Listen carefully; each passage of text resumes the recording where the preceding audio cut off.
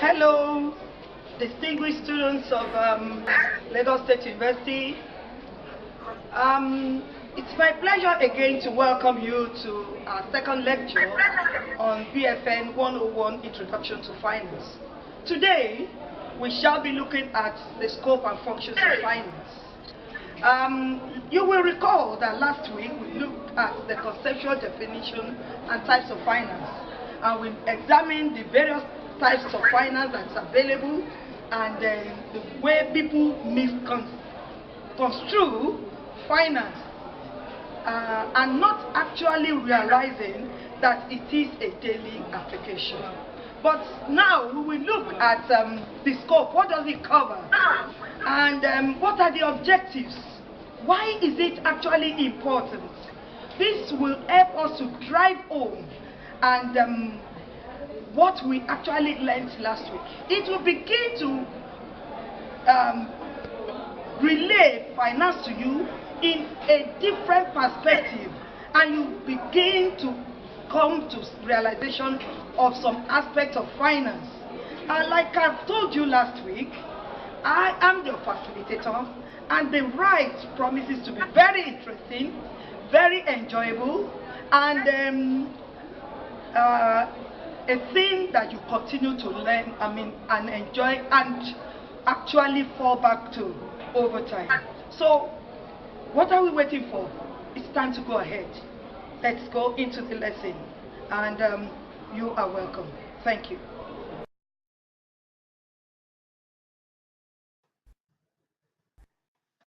BFN 101 Introduction to Finance. The second lesson, the scope actions. In this lesson, we are going to look at the important and vital aspect of businesses, which are ability to choose, to make right choices of viable ventures.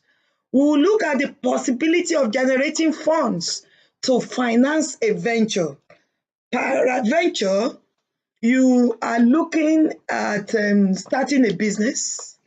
How do you get it sufficient funds? Even if you have some money, it's possible that money is not even adequate. Where do you look to get additional funds that will make that project a reality? Also, investment decision, which we've talked about in our previous lecture.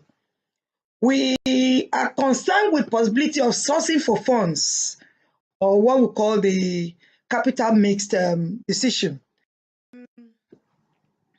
The decision to source for funds and the limitations, the objectives, the benefits, we will be looking in this study. The various forms of earnings that a corporate organization could actually engage in. We will also be looking at finance as the backbone for all functional organizations in any economy. In fact, finance is the backbone for every individual in any economy. And finance is also the backbone for even the government in any economy. Before you get anything done, it becomes a very crucial prerequisite for individuals, enterprises, private, corporations, and the public. Without it, you cannot do anything. It also becomes a necessary tool for maintenance and ensuring compliance with commitment to individuals and groups who consume its output of goods and services. So in this particular module, it consists of 2 units. The first one is the scope and functions of finance, which is what we'll be looking at in this lesson. And by the next lesson, it will be the organization of financial functions. So what we intend to achieve by this lesson, we would like you to know the factors that influence the sources of finance. What are the benefits and disadvantages of the various sources that we will be discussing? And we will also like you to understand the various functions of finance, the capital structure in a typical firm. How does a company engage in capital structure? What makes? I mentioned that in the last lesson. Then you also we will discuss the four main functional parts of finance. And then the functional parts, we will now pick each of the functional parts and discuss their components in this lesson. Then we also let you understand that the scope of finance is narrow, but it's very deep. It's very, very deep and highly applicable. So in this lesson, we'll look at the functions of finance, the objectives of finance, the types of managerial decisions in finance, and the factors that influence the factors that influence financial decisions. So let's pick the first one, which are the functions of finance. What does finance have to do? Without finance, no business can survive. So the long and the short run existence of any venture, any business, any entity, any government lies in finance. It ensures the short and long run survival of the business. It serves as a tool that ensures production, marketing, record keeping, and financial activities that are done on a daily basis or are done on a continuous basis. That serves as a tool. You want to engage in production? You need finance. Marketing, record keeping. It is very, very germane. It applies to all business. And that's why I said no business can survive. So the seriousness with which finance is handled in any organization determines how well the business is run and the level of success that will be achieved in such businesses. If the finance is pushed to the background, such business is not likely to survive for a long time, even in the short run. Finance must be taken with every measure of seriousness. Every amount spent must be accounted for. Every source of income must be accounted for. Both the income and the expenditure must have proper documentation so that people will know what is. It includes the study of asset utilization. When you purchase an equipment in an organization, suppose a generator or a vehicle, within this page, the amount you use to acquire the asset will not be consumed within a particular period that you are considering. With finance, it's possible for you to know what percentage have you actually consumed, what percentage of the asset is actually left. Like a vehicle, that will come under the term depreciation. By what percentage has that asset depreciated? Maybe looking at the asset as being new, but not necessarily that it is new. So it comprises of capital management. What form of capital are you looking at? Is it ordinary shares, preference shares, or debentures? What type of capital management or long-term debts that you are looking at? Because the capital mix of an organization involves capital and debt. Also the short-term debts, maybe in form of your debtors and creditors within the organization, and also the profitability maximization. How do you maximize that? All this comes under asset utilization, enable us to discuss the functions of finance. Now, the objectives of finance allows us to assess our financial requirements. You are able to place figures on actually how much and determine whether those funds have been properly utilized, because you can make comparison. It assists us to increase our profitability. You can determine, no, I don't want a 20% income investment. I will go for a 30% income investment. It is finance that assists us. It also assists us to maximize the value of the firm and then to minimize the cost of production and engage in what we call economy of large scale. For our first activity, let us think about the finance function that you have participated in before and appraise how it was done based on the criteria in this lesson. Can you think of one and make a note about that particular finance function and what have you learned in this lesson and how it was actually done? Now let's look at the finance function. We have 4 of them: planning and budgeting, resource allocation, operating, monitoring and safeguarding, evaluating and reporting.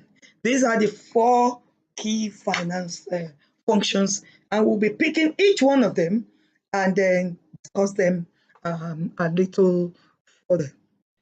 To handle all these things, we have the finance manager who deals with the various functional departments. You have marketing, you have production, you have sales, so many departments, even administration. But the finance managers act as a central hub and relates with all these departments or sections like marketing, which I've talked about, production, personnel, system development, research, development, and so on and so forth. But he serves as the central hub. Very, very important that the finance manager has a knowledge about all these areas, because it will be part of the decision-making process in all those sections. Because if he says, I have 10 naira for you, he has to justify why he's giving 10 naira to sales and giving 2 naira to personnel. The finance function involves 4 types of managerial decision, and these are investment decision, finance decision, dividend decision, and liquidity decision. And the decisions are what we're looking at. The first one is the budgeting, planning and capital budgeting decision. This is a process of planning and making investment decision for the purpose of capital expenditure.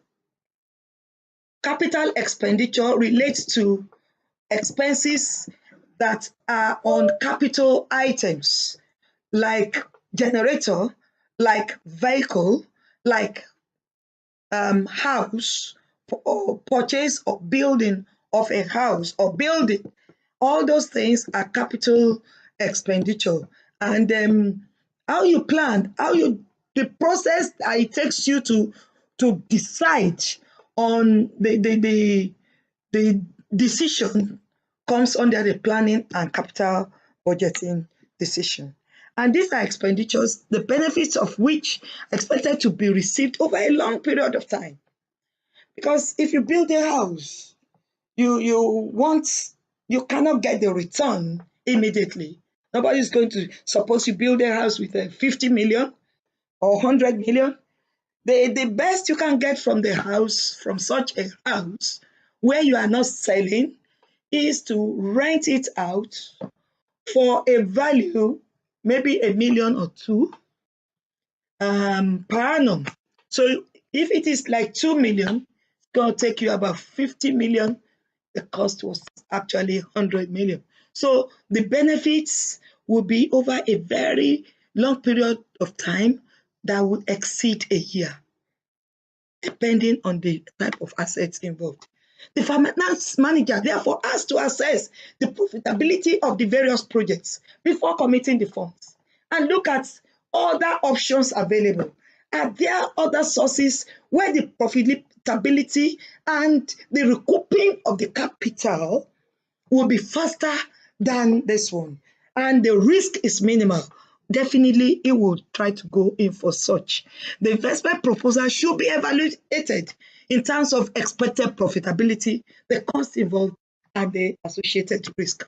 These are the typical things that you actually want to consider when you are looking at capital budgeting. The next one is the financing decision or the capital structure.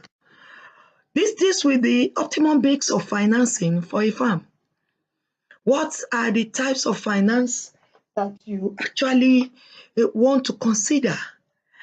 Should you go for strictly capital, or you want to go for a combination of capital and long term, or you want to go for a combination of capital, long term, and short term funds? And once the firm has taken the investment decision and committed itself to a new investment, it must decide the best means of financing these commitments. And that is what I've discussed before. Each type of capital or fund financing mix has its merits and demerits. If it is capital, strictly capital, and it is ordinary shares, you definitely they are the owners of the business, and they will take the last place in pace to recoup their funds should the company be wound up over time. And if it is long-term funding, definitely it has its merits and demerits. And also the short-term funding, like your debtors, which you can, but you need to look at the mix, the industrial standard, and the merits and the demerits of the mix you choose. Therefore, a finance manager, you must select sources of funds that will give you optimum capital structure. The sources that will optimize your financial structure. That is a very good role of a finance manager. The next one is the dividend decision. The investors in capital, most especially the ordinary shares, preference shares, the way you prepare them for parting with their money is payment of dividend. And that is one of the key areas that convinces investors to put money into that business. If the dividend is very low, there is a possibility that investors will withdraw their money, which is not a good thing for any business. You don't want investors to come and be pulling out their money, because it will send wrong signals to the public about your business, and even others too will be running away from you. So it is a very, very important decision. And it is a percentage of profits that is allocated to dividend, who supplied money to the company. It refers to that part of profit of a company which is distributed amongst the shareholders. Dividend decision is a quantum of earnings that is distributed. Suppose you, as a company, you've been able to make 100 million. At the management meeting, the board could decide, the board meeting, they could decide to give 20% of that earnings to be shared as dividend, and that will assist the shareholders. It's a decision that has to be taken whether all the profits are to be distributed. I will never recommend that, because if all the profits are to be distributed, the company has nothing to fall back upon.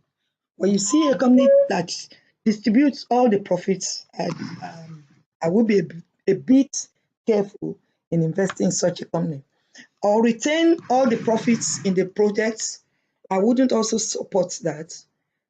Could be done in extreme cases of previous back losses to bring the company back to the expected level, and thereafter keep a part of the profits in the business and distribute others among the shareholders. That is what I will go for. Everybody has got something for what they invest in the company. So the fourth one is the liquidity decision. This is very, very important. If there is an improper liquidity decision, the company will flow into insolvency. And if from illiquidity, the company moves into insolvency, and from insolvency, the company will eventually be wound up. So a critical aspect of decision is liquidity decision. You monitor and you safeguard the company from illiquidity. And that determines, it's a function of the credit and the debit that you take, the credit you give and the debt that you take from people. And this can be achieved by ensuring that your current liability is equal to your current assets. That is a one-to-one ratio. And if it is not a one-to-one ratio, the divergence should not be too far apart. In essence, whatever you are owing in the short run, you must have more than sufficient to pay for it in the short run, not in the long run. Because before the long run, those short run commitments could lead your company into insolvency. And that is bad for the company. So current ability must equate current assets. What are the factors influencing financial decisions? There are so many factors, but some of them we will discuss about here. The capital markets and money market, they play crucial factors. If a company needs money from the capital market to raise funds from the capital market and it is not available, you will not be able to get going. If you need loan from the bank representing the money market and it is not available, you will not be able to get going. The state of the economy. If the economy is in a bad shape, everybody feels the impact and it's not good for financial decision. The requirement of investors, to make it very, very convenient and comfortable for investors to come into your company, to your territory and invest, then definitely it's a good thing that aids financial decision. The government policy, the simpler it is, without compromising, the better for everybody. We try to remove the bottlenecks and the bureaucratic processes in government policy formulations and requirements. That helps all of us. The concept now is KISS, keep it simple. Keep it so simple. The taxation policy, we try to remove all the double taxation that we have in all our territories. And let us go for single taxation. And the financial institutions and bank lending policy. Presently in Nigeria, we are all complaining about 2-digit lending rates. That is not too good for us. All this influence financial decision. And you see so many good projects, but the lending rate does not support the people. And under the concept of lemons, you will see that it's the bad people who don't have the intent of repaying back that will be going for the money. Because a genuine investor will think twice and will not want to start a project that will land him in being unable to pay for the. Our second activity for today, again, to ensure that you understand the functions of finance and managerial decisions involved, or you should close your book and try to recall the 4 managerial decisions with a brief explanation on each of these activities. Secondly, you should try to explain the factors that influence all these managerial decision. It's my pleasure again to welcome you to the week 2 of the lesson that we'll be having. So far, we've discussed today about the scope and functions of finance. And possibly you have some questions that are bothering your mind. Feel free, but I have with me here 2 of our students. On my left is Oladele Ayobanikale, and to the right is Sheung Akpata. They have also listened to the lesson that we've had today. And Oladele, do you have any question concerning the lesson? Yes, I do, ma'am. Oh, please feel free to ask me. Okay, ma'am. I'd like to ask, ma'am, how has the requirements made by investors affected and influenced the financial decisions, ma'am? Oh yes, the investors, definitely, if you make things difficult for anybody, they are not likely to want to come to your domain or wherever. So the better, the easier it is, the better. So what we are saying is, for financial decisions, when investors have it easy, though not necessarily compromised, it aids financial decisions. Now let me ask you, suppose when you came to Lasu, we asked you that you need to move to Victoria Island to get your student's identity, how will you feel? I will feel very bad. Exactly. So making it easy for investors is part of what aids financial decisions in a positive way for the economy. I hope that is clear to you. Now over to you, Apata. Do you have any question for me? Sure, ma'am. Okay, please go ahead. Ma, we've talked about the financial decisions. I would like to ask, how has the money market and capital markets affect financial decisions? Money market and capital markets. The last financial crisis of 2007-2008. Are you aware of how much the capital market in Nigeria plunged? I really can't say. I'm not sure. Okay. We could, as at that period, a lot of investments that were like 40 naira in value went down as low as 5 naira. Because the world is a global village. Whatever is happening in US under the concept of contagion will affect Nigeria. That is why the capital market and the money market, which comprises of the stock exchange, the banks, they have high impact on the economy. Because if they are not able to, suppose your salary or your student's loan was paid into your bank. Which bank do you use, by the way? GT. And you get to GT, and GT says, please come back next week. We don't have enough money. How do you feel? I'll feel very bad. Exactly. That is why it is important that both the capital market and money market, they must be active, and they must be viral and very strong for the economy to survive. And that is an important aspect of finance. I hope that satisfies you. Yes, ma'am. So once again, fellow listeners, we have talked about this second lesson in BFN 101, which is Introduction to Finance. I hope you've learned 1 or 2 things. Thank you very much. Bye for now.